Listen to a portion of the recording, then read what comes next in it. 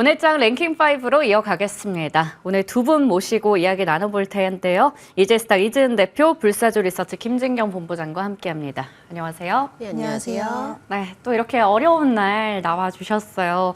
오늘 우리 증시 어떻게 좀 대응을 해야 될까요? 첫 번째 이슈부터 확인해 보도록 하겠습니다. 우리 쉬어가는 동안에 또 중동의 이야기들이 계속 진행이 되고 있습니다. 이란과 이스라엘 간의 전면전에 대한 좀 그 그림자가 드리우는 상황, 어떻게 좀 관련주들을 해석을 해야 될까요? 이 리스크는 사실 뭐 이미 예전부터 있었던 부분이라서 그때마다 관련해서 방산이나 뭐 석유, 뭐 일부 종목들 테마로 많이 움직였습니다. 그런데 그동안 많이 올랐던 거 대비해서는 오늘 상대적으로 뭔가 움직이는 것 같지만 또 시세가 그렇게 강한 건 아닌 상황. 자, 그렇다면 어떻게 봐야 될지 먼저 큰 틀에서 이야기 나눠볼게요. 김진경 본부장님, 중동 우려 속에서 아무래도 이제 움직이는 지표를 본다면 유가도 마찬가지겠고 빅스 지수 등등이 함께 시세가 나옵니다. 그렇다면 지금은 리스크를 좀 관리해야 되는 측면인지 아니면 이런 종목에서 트레이딩을 해서 수익을 누릴 수 있는 건지 어떻게 보세요? 그러니까 전반적인 이제 시장 상황 봤을 때는 어느 정도 이제 변동성은 좀 예상을 해야 될 것 같습니다. 특히나 이제 시장 자체가 뭔가 호재보다도 또 악재에 민감하게 반응하고 있기 때문에 이런 지정학적 리스크에 대한 우려감이 좀 더 확대가 되지 않을까라고 좀 봐야 될 것 같고요. 그렇기 때문에 이런 좀 우려감 속에서도 이와 관련된 대응은 여러 가지 불확실성도 나타날 가능성이 더 높을 것 같습니다. 심지어 또한 이제 오늘 삼성전자도 마찬가지로 장중에도 5만 원 전자를 터치하면서 좀 더 불안한 흐름을 보였었는데 뭔가 이제 좀 더 뚜렷한 모멘텀이 또 부재한 상황에서 아무래도 전반적으로 이렇게 좀 리스크가 확대가 되고 있다 보니까는 이렇게 지금은 종목 중심의 장이 이어지지 않을까라고 좀 봐야 될 것 같고요. 시장 전체만 놓고 봤을 때는 딱히나 뭔가 좀 기대거리 없는 상황이기 때문에 오히려 지금의 경우는 사실 전반적으로 좀 더 시선을 관망하시는 것이 중요하겠지만은 워낙 또 이런 상황에서 개별 종목 중심으로 움직여지고 있기 때문에 조금 더 이슈에 민감한 종목들이 있다면은 이런 종목들에 대해서는 단기 트레이딩 관점으로만 대응하시는 방법이 필요하실 것 같습니다. 뭔가 추세적으로 좀 기대를 하기에는 다소간 좀 더 무리가 있기 때문에 오히려 시장 자체가 지금 어려운 상황인 만큼 아예 관망하시거나 아니면은 오히려 좀 일부 종목에 대해서는 단기 트레이딩 관점으로만 대응해 보자라는 점도 말씀을 드려보도록 하겠습니다. 네, 지금은 일단 좀 관망하는 부분, 좀 보수적인 측면에서도 설명을 해주셨고요. 우리가 좀 안전하게 느낄 수 있는 쪽에 트레이딩을 해야 될 것 같다라는 생각도 드는데 그래도 혹시나 또 다른 의견도 있는지 궁금해집니다. 이지은 대표님, 방산이나 석유, 가스주들 선별적으로 움직이고 있어요. 원래는 이런 이슈 나오면 다 같이 급등했었거든요. 네. 근데 지금은 그 시기가 지난 것인지 이미 반영돼서 이런 건지 아니면 오늘은 내일이 쉬어서 그런 건지 왜 이런 거예요? 뭐 복합적인 부분들이 다 이제 담아 있긴 하겠지만 일단 시장에서는 이와 관련된 이슈들이 또 굉장히 급변하고는 있긴 하지만 이게 전면전으로 가지는 않을 수도 있다라는 부분들에 대한 관측들도 나오기 때문에 테마성으로 좀 움직였던 부분들이 짙었다라고 생각이 들고요. 오늘 장 초반만 해도 좀 더 강세가 나타났던 흐름들이 지금 음봉으로 전환을 하면서 굉장히 좀 시세가 연속적이라기보다는 지금은 좀 힘이 둔화된 모습을 보여주고 있는데 이러한 종목군들은 우리가 완벽하게 앞을 예측하기가 어렵기 때문에 이런 시세의 흐름들이 굉장히 좀 변동성이 크다라는 부분들이 뭐 어떻게 보면 장점일 수 있겠지만 또 단점으로 다가올 수 있어서 지금은 좀 보수적으로 이쪽 관련된 종목들도 보시는 게 좋지 않을까라고 생각을 하고요. 물론 시장이 안 좋으면 오히려 지금 이슈, 당장의 이슈 있는 쪽으로의 수급 쏠림은 있을 수는 있겠지만 그 부분이 굉장히 빠르게 수급의 이동이 된다라는 거. 그래서 차라리 관련돼서 이제 방산 중소형주들이 최근 시세가 좀 있었는데 저는 방산 관련돼서 대형주 위주로의 움직임, 왜냐하면 실적도 받쳐주고 있는 종목들이 많기 때문에 그쪽으로의 흐름을 좀 관심 있게 보시면 어떨까라는 의견을 드리고 싶습니다. 네. 중동 리스크 관련해서 우리가 대응을 좀 어떻게 해야 되는지 얘기 주셨고 이 안에서도 방산주들은 그래도 중장기적으로 모멘텀 가진 쪽들도 있어서 관련한 쪽에 대한 대응까지 언급해 주셨습니다. 자, 여기까지 이야기 나눠보겠고요. 중동 리스크 관련해서도 영향을 받을 수 있지만 지금은 또 미 동부의 항만 파업과 관련한 부분에서 크게 영향을 받고 있는 쪽이죠.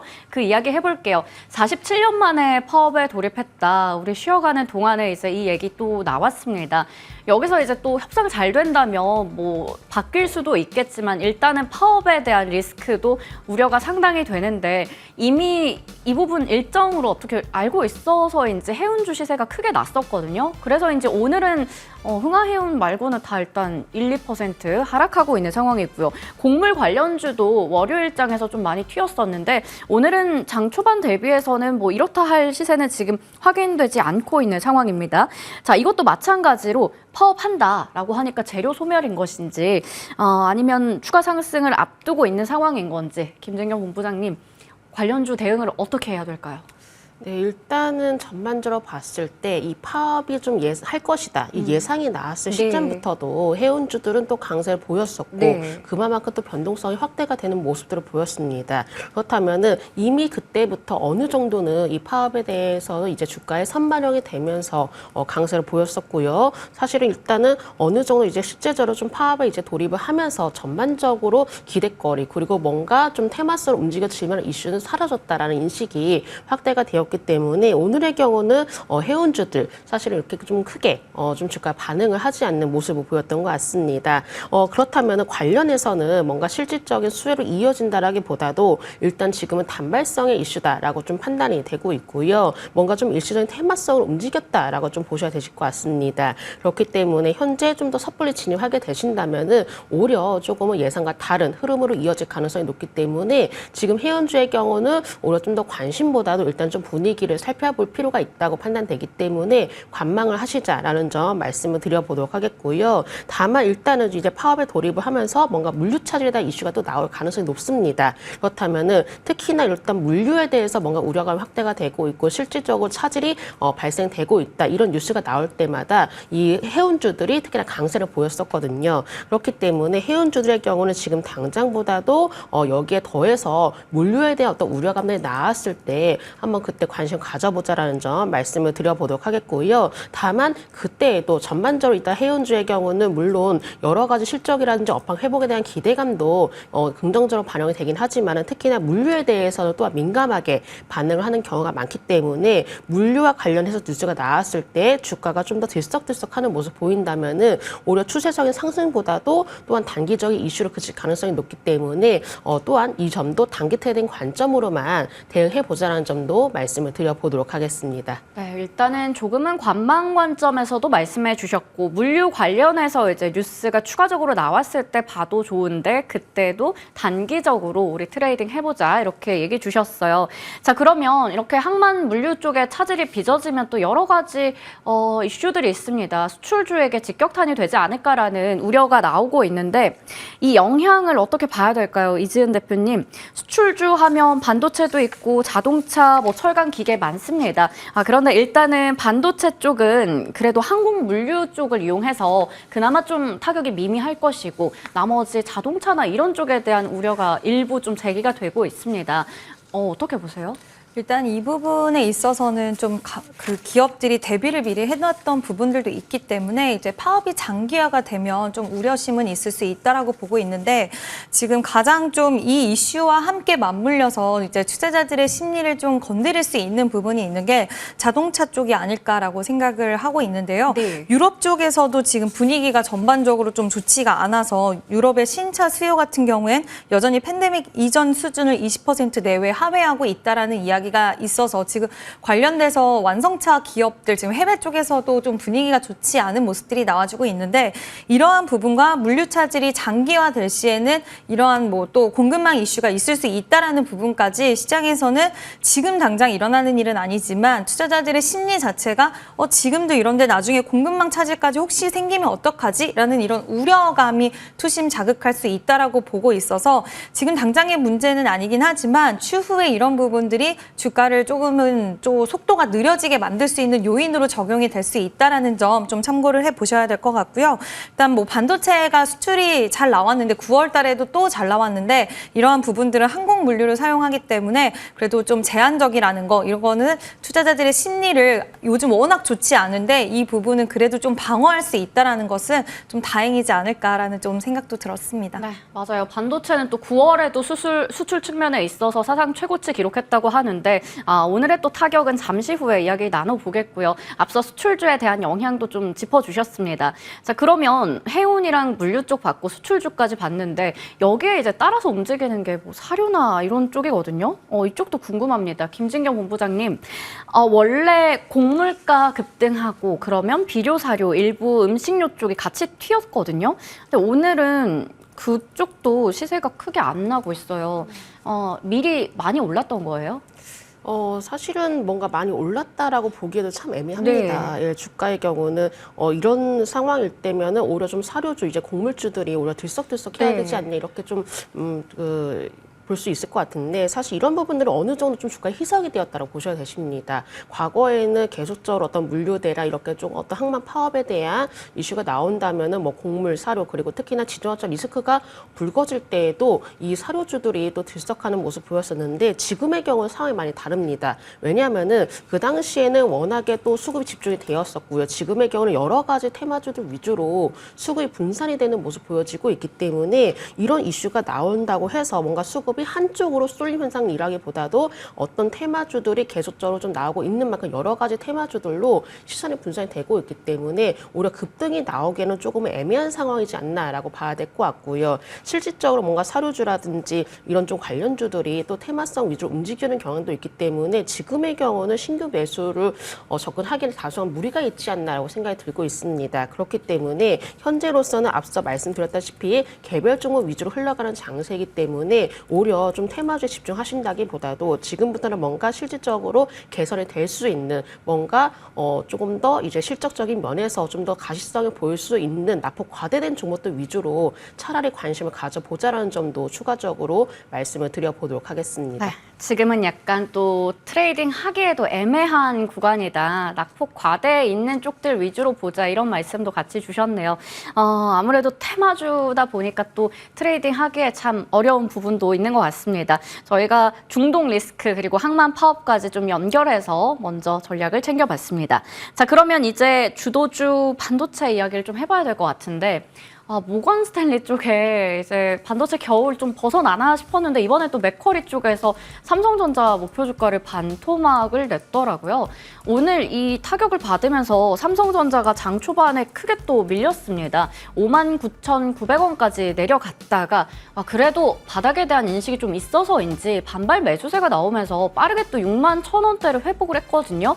근데 다시 또 0.65% 낙폭 좀 커지고 있고, 무엇보다 하이닉스가 오늘 16만 원대까지 다시 갔다가 17만 원대 올라왔다가 또 2% 정도 빠집니다. 그러다 보니까 지금 딱 지수도 같이 꺾였거든요. 오늘 이 IT 투톱 어떻게 봐야 될까요? 자, 이재은 대표님께 질문 드리겠습니다. 좀 빠지나 싶으면 회복을 하는 걸 보면 어느 정도 힘은 있는 것 같은데 이럴 때 담아야 되는 건지. 근데 담으려고 보니까 또 내려가고, 어떻게 해야 돼요? 지금 시장은 이제 잠정 실적 발표를 앞두고 좀 눈치를 많이 보고 있는 것 같아요. 그래서 매수세도 상대적으로 제한적으로 들어오고 있고, 지난번에 이제 모건 스탠리 때 우리가 SK 하이닉스를 통해서 경험을 하기는 했지만, 일단 이번에도 목표 주가가 정말 좀 64,000원 절반 수준이고, 투자자들의 심리가 지금 안 그래도 HBM 관련돼서 엔비디아 쪽으로 테스트를 통과를 못하고 있고, 여러 가지 좀 이런 부분들이 있는데, 마이크론 실적이 잘 나오면서 지금 평균 판매 단가 그리고 디램 시장에 대해서 우리가 좀 다시 한번 견조하다라는 부분들을 확인했는데, 이번 내용들을 보면은 그걸 다시 한번 꺾는 내용들이 나오면서 지금 그러면 우리가 잠정 실적 나오면 그때 한번 확인을 해보자라는 쪽이 더 우세한 것 같고, 외국인의 매도세도 정말 좀 계속 지속되고 있는 상황이라서 투자자들의 입장에서도 섣불리 손이 나가지 않는 게 맞다라고 생각이 들고요. 그래서 이러한 흐름들이 결국에는 전반적으로 저는 잠정 실적 발표 이후에나 우리가 좀 방향성에 대해서 좀 더 명확하게 알 수 있다라고 생각을 하고 있어서 지금은 좀 더 지켜보시는 편이 낫다라고 생각을 하고 있고요. 물론 지금 내가 보유를 하고 있는 투자자의 입장이다라고 한다면 저는 여전히 보유 관점에 대해서는 뭐 부정적으로만 생각하는 건 아니기 기 때문에 지금은 보유 관점에 대해서는 유지할 수는 있겠지만 신규 진입하시는 분들에 의해서는 잠정 실적 이후에 진입을 하셔도 지금 이미 너무 많이 빠져 있는 상태라서 상방 룸이 훨씬 높은 상황이기 때문에 좀 늦게 들어가셔도 차라리 저는 그게 더 낫지 않을까라고 판단하고 있고, 지금 오늘 뭐 반도체 관련돼서 소분양 기업들 중에서는 빨간불을 켜내고 있는 종목들도 있는데, 그런 종목들은 상대적으로 뭐 실적에 대한 기대감이라든지 이런 부분들이 있다라는 거. 근데 삼성전자와 지금 하이닉스는 최근에 워낙 부정적인 의견들이 해외 IB 쪽에서 나왔기 때문에 좀 더 확인하시는 게 맞지 않을까라는 의견을 드리고 싶습니다. 네, 10월에 또 이 IT 투톱의 잠정 실적 발표 일정이 있다 보니 그걸 또 대기하는 가운데 손이 또 쉽게 나가진 않는 상황인 것 같습니다. 아직까지는 좀 지켜보자라는 부분도 말씀해 주셨고, 함께 또 소보장 쪽에서는 실적 좋은 쪽 차별화되는 모습도 나타나고 있다 짚어주셨거든요. 그 이야기 좀 해볼게요. 본부장님, 리노공업도 그렇고 3분기 실적 좋을 거다 뭐 이런 얘기들이 있어요. 그러다 보니 소보장 쪽에서는 오늘 나름 괜찮은 모습들 확인되고 있는데, 차라리 빅2는 좀 더 지켜보고 소보장 안에서도 실적 괜찮을 거다, 이런 쪽을 지금 노려보는 건 어떻게 보세요? 저는 뭐 그런 전략은 저는 그래도 긍정적이다라고 네. 말씀을 드리도록 하겠습니다. 아무래도 일단 앞으로는 뭔가 실적에 대한 영향들이 가장 네. 크게 반영이 되지 않을까라고 생각이 되는 부분인데, 지난주를 놓고 봤을 때는 지난주의 경우 이제 마이크로의 실적 발표가 나오면서 대다수 반도체 주들이 강세를 보였었죠. 그렇다면은 일단 마이크론이라는 이제 실적 발표에 대한 단기적인 이벤트가 마무리된 상황이고요. 그렇다면 뭔가 지금부터는 뭔가 좀 새롭게 주가를 움직여질 수 있을 만한 내용들이 나와줘야 되는데, 그런 부분들이 바로 개별적인 실적에 대한 여부가 바로 주가의 향방을 가르지 않을까라고 좀 봐야 될 것 같습니다. 지금의 경우 뭔가 전반적으로 일단 반도체에 대해서는 환경이 그렇게 우호적이지 않습니다. 이제 중동 불안이라든지 뭔가 반도체 고점론이라든지 또 미국의 반도체주의 어떤 좀 약세라든지 이런 여파들이 전반적으로 국내 반도체주에게도 반영이 되고 있는 상황이기 때문에 뭔가 반도체주를 일단은 지금부터 공략하시게 된다면은 충분히 납부 과대가 되어 있는 종목들도 찾으시는 것도 좋겠지만은 개별적인 모멘텀, 그리고 이제는 3분기가 시작이 되었기 때문에 일단 어떤 이제 실적에 대한 3분기 실적에 대한 이야기거리들이 좀 나올 가능성이 높아서 실적에 대한 개별 모멘텀들도 충분히 살펴볼 필요가 있다는 점 말씀을 드려야 될 것 같고요. 뭔가 관련 이슈에 따라서 또 종목들이 한꺼번에 움직여지는 것이 아니라 개별적인 움직임이 나타날 것으로 보여지고 있기 때문에 반도체주의 경우는 납부 과대가 되면서 실적 기대감 얘기가 서서히 나오고 있는 종목들 위주로 좀 더 옥석 가리기가 필요한 시점이라는 점도 말씀을 드려보도록 하겠습니다. 네. 옥석 가리기가 필요한 시점이다 말씀해 주셨습니다. 오히려 낙폭 과대 그리고 실적에 대한 기대감 있는 쪽이요. 자, 그러면 본부장님 혹시 종목으로 압축도 가능하세요? 뭔가 종목에 대해서 좀 압축하기에는 지금은 좀 더 상황들을 지켜봐야 되지 않을까라고 생각하고 있고요. 왜냐하면은 당장 반도체주로 좀 접근하기에는 여러 가지로 좀 부담스러운 부분들이 있거든요. 일단 시장 전체 면에 봤을 때도 불안정하기도 하고요. 계속적으로 어떤 지정적 리스크가 나오고 있는 상황이기 때문에 지금의 경우 전반적으로 관망하시되 이런 좀 불안감이 어느 정도 좀 더 줄어들게 된다면은 그때부터 종목별로 움직임이 나타날 것입니다. 그때 찾아보셔도 늦지 않으니까는요. 지금은 조금만 더 관망해보자라는 점도 말씀을 드리도록 하겠습니다. 아직까지는 좀 부정적인 이슈들 그리고 불확실성이 있다 보니 조금은 지켜보다가 대응을 하자, 이렇게 정리해 주셨습니다. 자, 그러면 유리기판 쪽 질문은 이지은 대표님께 드릴게요. 오늘 이쪽이 좀 강하네요. JNTC, 태성, SKC, 피롭틱스 등등 올라갑니다. 태성 같은 경우에는 신고가 또 찍기도 했거든요. 유리기판은 왜 이렇게 잘 가요? 일단은 반도체 안에서도 우리가 좀 여러 가지로 나눌 수가 있잖아요. 뭐 액침 냉각, 그리고 우리가 뭐 CXL도 있었고 막 그런 이 안에서의 나눔이 있어서 유리기판 관련된 종목들이 좀 더 빨리 조정 국면에 들어간 부분도 있고 또 개별적인 기업들의 이슈들이 있었습니다. 피롭티스도 장비 계약을 체결했다는 소식이 있었고, 이러한 부분들이 결국에 시장에서는 결국 유리기판은 이제 신기술, 지금 반도체 기술이 계속 고도화되면서 우리는 계속 새롭게 더욱더 전력이나 이런 부분들을 효율적으로 쓸 수 있는 기술력에 대해서 계속 많은 기업들이 원하고 있는 상황인데 차세대로 채택할 수밖에 없는 유리기판이라는 이제 시장에서의 인식이 더 올라가고 있고 지금 개화기 단계이기 때문에 이 개화기 단계에서 기업들이 개별적으로 좀 좋은 모멘텀을 가지고 오면 여전히 여기가 지금 시장은 시작 단계이긴 하지만 기업들이 이제 일을 하고 또 새로운 소식들을 전달을 하면서 투자자들의 심리가 그럼 지금 기존의 HBM이나 이쪽 종목들이 좀 부진한 가운데 이쪽 관련돼서 모멘텀들이 계속 붙고 있구나라고 생각을 해서 그쪽으로 좀 눈을 돌리는 수급들이 있지 않나라고 생각이 들고요. 삼성전기와 LG이노텍 같은 경우에 최근에 이제 유리기판 관련돼서 어떤 행사에서 또 새롭게 제품을 선보이고 또 처음으로 제품을 또 삼성전기는 보이기도 했는데 이게 예전에 얼마 전까지만 해도 너무 약간 멀리 있는 기술력인 것 같고 우리나라 기업들이 실질적으로 수혜를 받는 데 있어서 시간이 굉장히 많이 소요될 거란 이야기가 있었지만 피롭티스도 해외 기업과의 이런 같이 계약을 했다는 소식 이런 부분들로 통해서 이게 그렇게 먼 얘기가 아니라 앞으로 성과에 대한 부분도 좀 더 빨리 가시화될 수 있겠구나라는 기대감적인 측면들이 있었다라고 보고 있고요.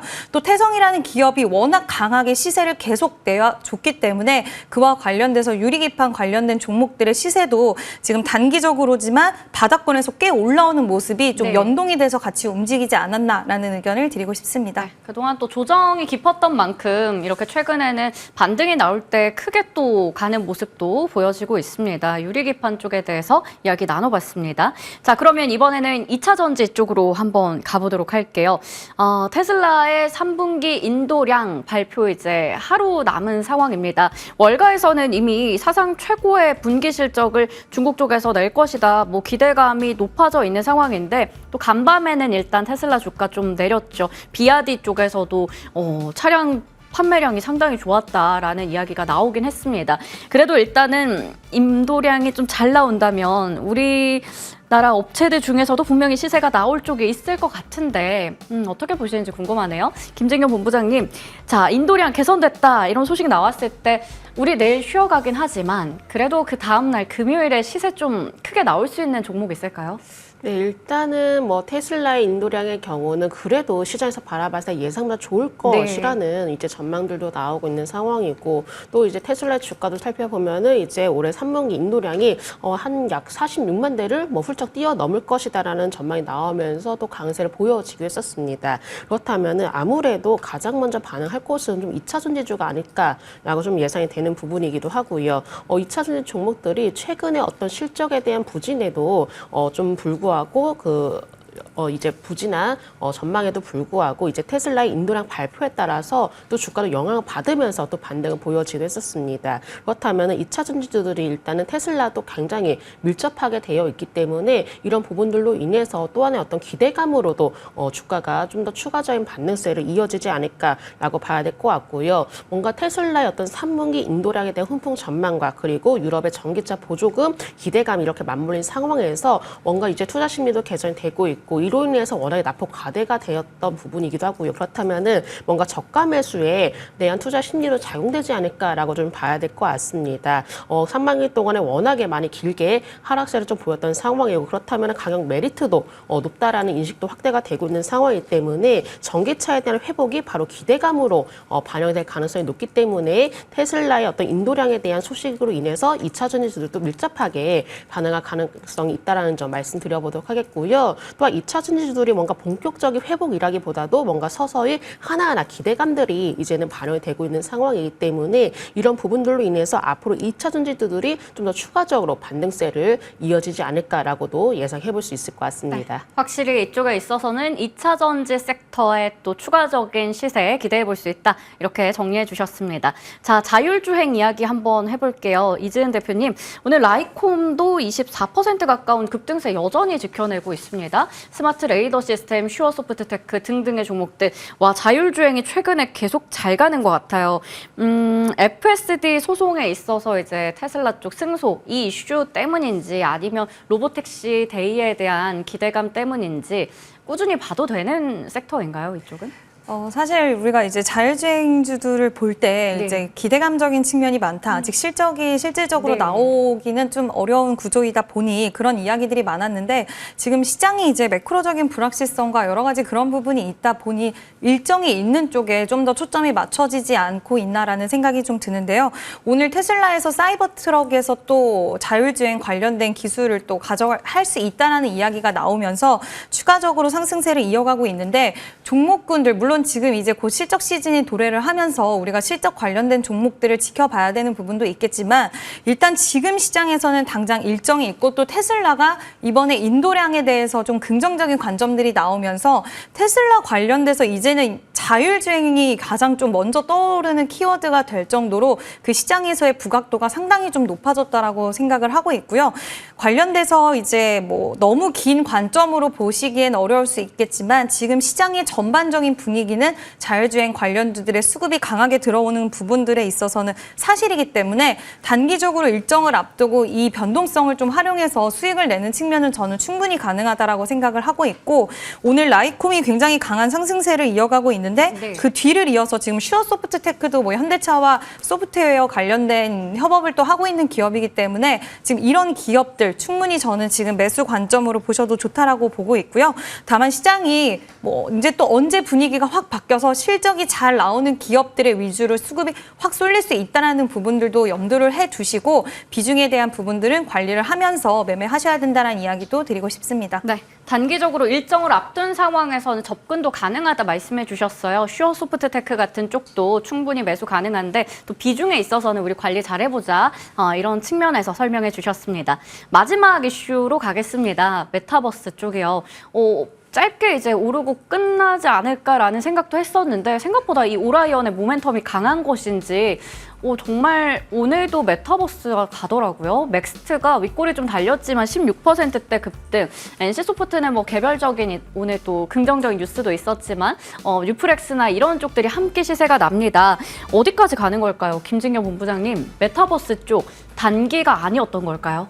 일단은 지금 상황으로 봤을 때는 좀 테마성에 가깝다라고 저는 이제 보고 있습니다. 그러니까는 실제적으로 뭔가 수혜 가능성보다도 이슈로 인해서 수급이 몰리는 모습이다라고 좀 말씀을 드리도록 하겠고요. 지금의 경우는 뭔가 시장 자체 거래 대금도 많이 현저히 줄어든 상황이기도 하고 특별히 뭔가 시장을 이끌 수 있을 만한 모멘텀도 좀 부족한 상황이기 때문에 어쩔 수 없이 또 이슈에 민감한 시장이다라고 좀 봐야 될 것 같습니다. 그러다 보니까 메타버스도 이렇게 좀 관련 내용으로 인해서 주가도 들썩들썩 하는 상황이다라고 좀 보시면 되실 것 같고요. 다만 뭔가 좀 하나의 테마성으로 이제 보는 거는 맞지만은 당분간은 이렇게 뉴스에 민감한 상황인 만큼 기대감으로 인해서 추가 상승 나올 가능성이 있을 것 같습니다. 하지만은 이런 부분들이 오히려 장중에 변동성으로 확대가 될 가능성도 충분히 열어두셔야 된다라는 점 말씀드려보도록 하겠고요. 그리고 지금의 경우는 이제 테마주들 안에서도 뭔가 하나의 테마주만 유독 집중되는 것이 아니라 여러 가지 테마주들이